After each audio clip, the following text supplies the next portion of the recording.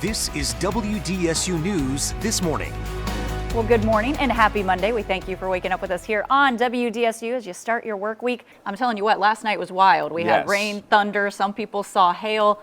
A lot going on in the weather department. Let's get a check of our forecast now with meteorologist Damon Singleton. WDSU reporter Num Siddiqui is live from McDonough 35 with the preps and excitement as students are coming in. WDSU traffic anchor Deja Brown has the latest on your morning commute. This morning, police are investigating a late night shooting in downtown New Orleans. A 54-year-old man was shot on Poydras Street near the Le Meridien Hotel just after 9:30. Happening today, a Kenner mother accused in the overdose death of a toddler is expected to be in court. Alexis Calero faces second-degree murder charges as well as drug possession and obstruction of justice charges. And at 6:07, a heads up for drivers here in New Orleans. Tomorrow, those school zone traffic cameras will be reactivated. That's as some students head back to the classroom this week.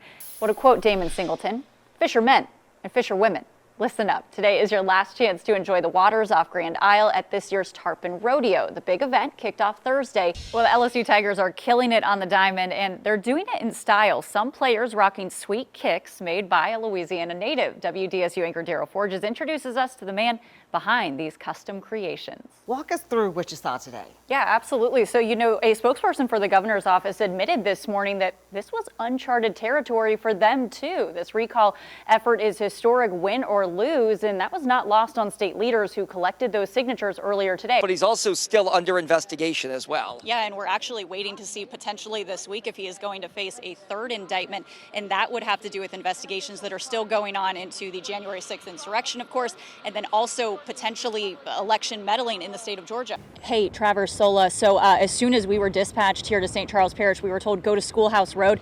And this is exactly the reason why behind me. Just take a look of where that tornado absolutely ripped through this small community. Kelowna, this neighborhood I'm standing in right now, is really only 4 or 5 blocks long. SWAT and negotiators are on the scene right now trying to talk that man down who has barricaded himself inside a home with his child, according to police, and is threatening to harm himself. So I'm standing here at the corner of Odin and Press Drive. You can see this cruiser behind me, the NOPD. They are basically blocking off this street to keep people away from the 5400 block of Seminary Place, which is just about a block and a half from where I'm standing. The bad news, hundreds of structures here have been damaged, like this church you see behind me.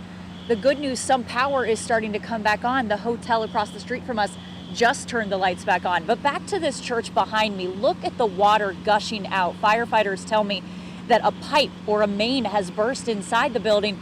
And so for the last few hours, this water has been gushing out, just adding insult to injury. I think everybody is hoping that someone, Morgan, whether it be the governor or the registrar of voters, releases the number and lets people know, the public know, is there such an interest in this, if they hit that threshold or not.